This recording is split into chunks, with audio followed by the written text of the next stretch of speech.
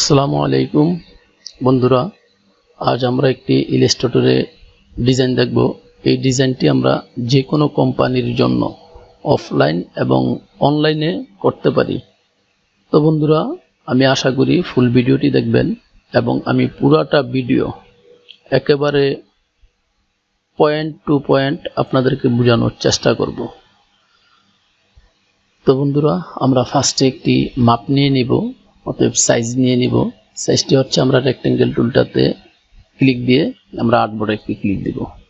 আমাদের রেক্টেঙ্গেল টুলের যে মেনুটা আসছে বা ডকুমেন্টটা আসছে, এখানে আমরা দিব 6.5 এবং নিচে দিব 9। আমি আমার মতো করে একটা সাইজ নিছি, আপনারা আপনাদের মতো করে সাইজ নেবেন। তারপরে এখানে আমরা ওকে দিব। আমাদের একটি অবজেক্ট তৈরি হলো। অবজেক্টটা আমরা টেনে আর্টবোর্ডের মাঝে বসিয়ে দিব। বসিয়ে দিয়ে এখন আমাদের ডিজাইনটা সুন্দর দেখার জন্য এবং আউটপুটে দেওয়ার পরে যেন আমাদের লেখাতে কোনো রকম ঝামেলা না হয়, সেজন্য আমরা চারপাশ দিয়ে 5 সুতা বা 4 সুতা অথবা 3 সুতা ছেড়ে দিব। সেটা হচ্ছে আমরা অবজেক্টে যাব। অবজেক্টে গিয়ে আমরা পাত থেকে আমরা চলে যাব অফসেট পাতে। অফসেট পাতে গিয়ে এখানে আমরা দিব -0.4 এবং প্রিভিউতে আমরা একটা ক্লিক দিয়ে দেখে নিব যে আমাদের কতটুক মাইনাস হলো। দেখে আমরা ওকে দিয়ে দিব। ওকে দিয়ে এখন এটাকে আমরা গাইড করে দিব। গাইড হচ্ছে Ctrl+5। এই গাইডটা দেওয়ার কারণ হলো, আমরা যে কোনো ডিজাইন নিই এখানে অথবা যে কোনো কালার নিই না কেন, প্রত্যেকটা কালারের উপরে আমাদের গাইড অপশনটা দেখা যাবে। এবং এই গাইড সহ যদি আমরা প্রিন্টে দেই তাহলে আমাদের এই গাইডলাইনটা আসবে না। তো আমরা সেন্টার একটি গাইডলাইন নিব। এই গাইডলাইনটা নিব Ctrl+C তে কপি এবং Ctrl+F, এটাতে সেম এটার উপর আরেকটা অবজেক্ট পেস্ট হবে। তো এখন আমাদের যে অপশনটা আছে, এই যে এখানে উইথ, এই উইথে আমরা 0 করে দিব। 0 করে দিয়ে আমরা একটা এন্টার দিব। এন্টার দিলে সেম সেন্টারে আমাদের একটা দাগ চলে আসছে। এখন আমরা Ctrl+5 দিলে এটা আমাদের গাইড হয়ে যাবে। এখন বন্ধুরা, আপনারা যারা নতুন আছেন তাদের ক্ষেত্রে আমি একটা জিনিস বুঝাই। আমি Ctrl+Z দিয়ে বেগে গেলাম। বেগে যাওয়ার পরে এই যে এখানে যখন আমরা 0 দিব, 0 দেওয়ার আগে আমরা লক্ষ্য করব এখানে আমাদের যে চেইনটা আছে এটা এই ধরনের আনলক আছে কিনা। যদি এভাবে লক করা থাকে, আমরা যদি এখানে 0 দিই, 0 দিয়ে যদি এন্টার দিই তাহলে আমাদের গাইডটা চলে আসবে বা আমাদের অবজেক্টটা চলে আসবে যে সেন্টারে।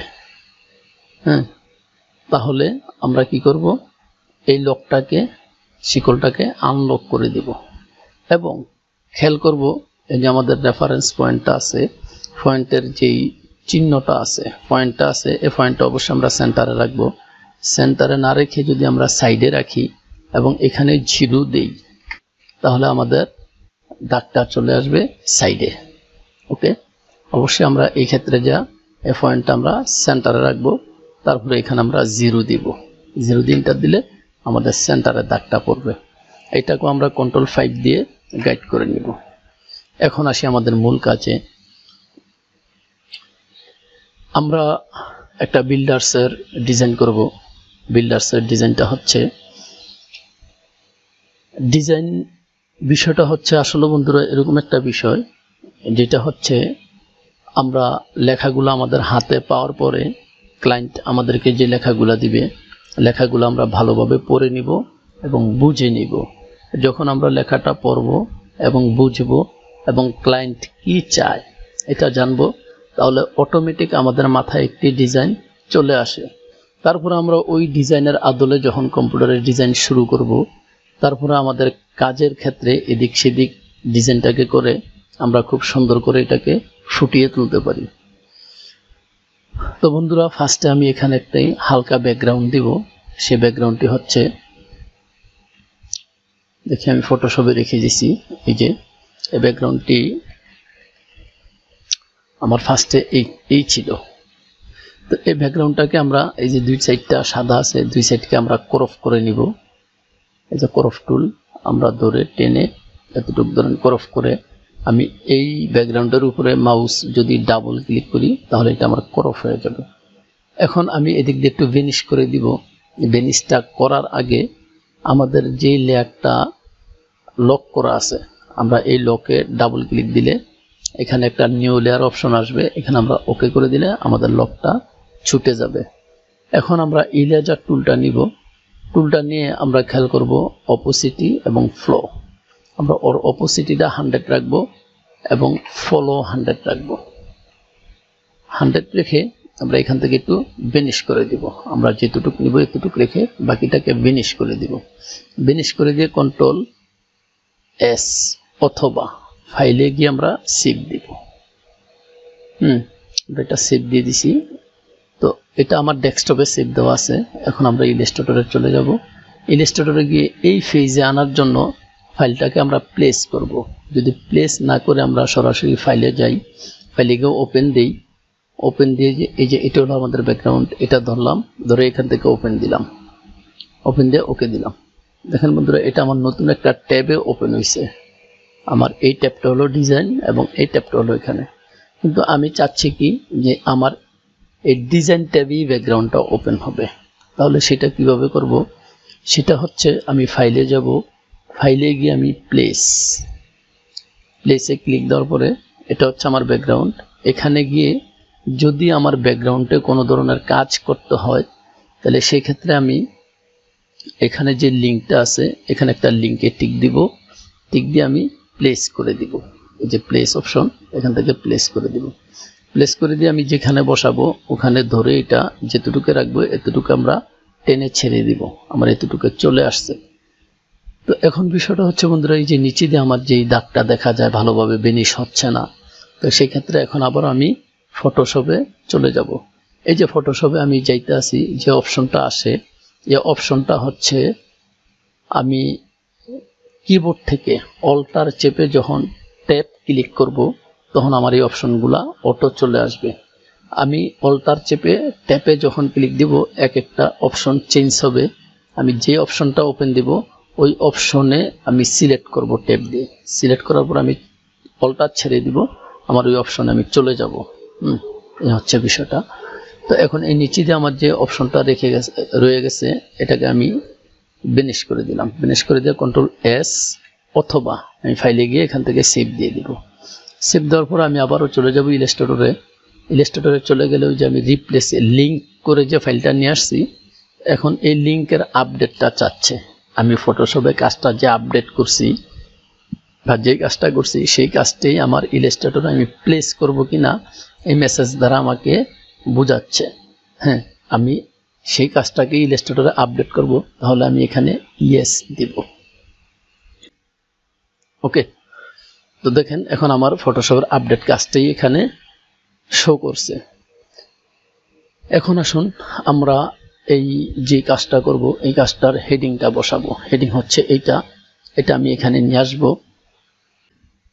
যেহেতু আমার লেয়ারের নিচে পুরো গেছে, দেখেন আমার সবগুলা লেখারই ব্যাকগ্রাউন্ডের নিচে, তাহলে আমার সবগুলা লেয়ার যেহেতু উপরে উঠাইতে হবে, তাহলে আমি সবগুলা লেয়ার না, আমি ধরবো ফটো আমার যেই মার্জিনটা আছে মার্জিনটা এবং ব্যাকগ্রাউন্ডটা দুইটাকে আমি একসাথে এখান থেকে ক্লিক করে ধরে কন্ট্রোল শিফট সেকেন্ড ব্রেকেট দিলে আমার নিচে নেমে যাবে।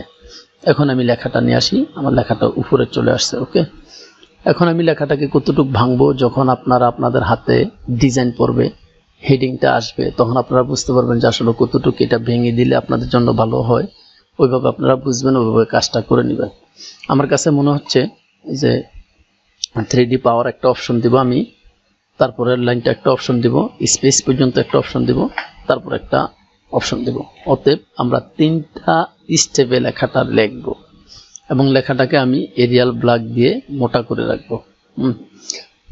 তারপরে আসেন দ্বিতীয় স্টেপ, এখানে আমি কিছু লেখা দিব কোটেশন অনুসারে। সেই লেখাটা আমি এখানে ধরেন এটা ক্লিক দিলাম, আমার এই অপশনটা আসছে। এখন এখানে আমি একটা অবজেক্ট ইউজ করব। সেই অবজেক্টটা হচ্ছে আমি নিব এই রেক্টেঙ্গেল টুলটা নিয়ে এখানে সেম ক্লিক দিয়ে লেখাটা সমান করে নিব। করে নিয়ে আমি এটাকে ফার্স্টেই ডিজাইন কিন্তু আমার মাথায় আছে আমি কিভাবে করব, অতএব সেই জন্য আমি করতে আসি। আপনারা বিষয়টা যদি একটু ভালোভাবে দেখেন, ফুল ভিডিওটা দেখেন, তাহলে আমি আশা করি এই ভিডিও থেকে আপনি অনেক কিছু নিতে পারবেন। তো এটাকে আমি এখনই ফার্স্টে একটু ট্রান্সপারেন্সি কমিয়ে দিব। ট্রান্সপারেন্সি কমাবো আমি, এই যে ট্রান্সপারেন্সি এই অপশনে যাব, এখান থেকে আমি 70% করে দিব। যদি আমার এটা এইভাবে বাড়াইতে কমাইতে ঝামেলা হয়, তাহলে সেম আমি এটাকে সিলেক্ট করে 70 লিখে ছোট ইন্টারটা একটা ক্লিক দিব। ওকে, 70% হয়ে গেছে। এখন আমি এটা কন্ট্রোল 3 দিয়ে হাইড করে আমি এই লেখাটাকে ধরে কন্ট্রোল শিফট থার্ড ব্র্যাকেট, লেখাটা উপরে চলে আসছে। এখন নিচে আমরা যে লেয়ারটা হাইড করে দিছি সেটাকে আবার বসিয়ে দিব কন্ট্রোল-Alt-3 দিয়ে। ওকে, এবং দোনোটা লেয়ার ধরবো। আমার নিচের লেয়ারটা যেটা হাইট থেকে বসাইছি এটা ধরা আছে, এবং লেখাটাকে আমরা ধরবো শিফট চেপে লেখাটা একটা ক্লিক দিলে আমাদের দোনোটা লেয়ার ধরা হলো। এখন দোনোটাকে আমরা সেন্টার করে নিব। এই যে এখানে আমার অপশন আছে, এই অপশন থেকে আমরা এটাকে সেন্টার করে নিব। সেন্টার করে এটাকে আমরা কন্ট্রোল-G দিয়ে গ্রুপ করে নিব। গ্রুপ করে এখানে আমি 3টা টুল বসাবো, 1টা 2টা 3টা। এখন এটাকে আমরা কিভাবে কপি করব, দেখেন আমরা যখন এই টুলটার উপরে অথবা এই অবজেক্টটার উপরে কার্সর রাখছি, রাখার পর আমরা কিবোর্ড থেকে অল্ট আর চেপে ধরলে আমাদের কার্সরটা কপির ইঙ্গিত দিচ্ছে। তো কপি যখন আমরা টেনে নিব তখন আমাদের লাইনটা একটু এদিক সেদিক হতে পারে। কপি টানার পরে আমরা শিফট চেপে ধরবো, তাহলে আমাদের অবজেক্টটা সোজা থাকবে। এখন আমরা দ্বিতীয় একটা অবজেক্ট করছি, তৃতীয় অবজেক্টও আমাদের এইভাবে কপি করতে হবে। এভাবে কপি যদি না করি আমরা, তাহলে শর্টকাট কিবোর্ড থেকে করতে পারবো কন্ট্রোল-D। ওকে, এখন 3টা অবজেক্ট আমরা শিফট চেপে ধরে এটাকে ছোট করে দিব। শিফট চেপে ছোট করে এটাকে আমরা একটু নিচে নামিয়ে দিব। আরেকটা কপি করলাম, সেম আমরা আরেকটা কপি করলাম। এখন এটা দেখার ক্ষেত্রে, দেখার সৌন্দর্যের জন্য আমরা একটু বড় ছোট করে দিব। সেটা হচ্ছে এখানে আমরা 4টা টুল নিব। আমি আরেকটা কপি করে নিলাম। কপি করে নিয়ে আমি এই সবগুলা শিফট চেপে ধরলাম, ধরে টোটাল বোর্ডটাকে আমরা একটু ছোট করে দিলাম। ওকে, এবং নিচের যে অপশনটা আছে এই অপশনটাকে আমরা সেম একটু ছোট বড় করব। আমার এটা বড় থাকলো, আমি এটাকে একটু ছোট করে দিলাম।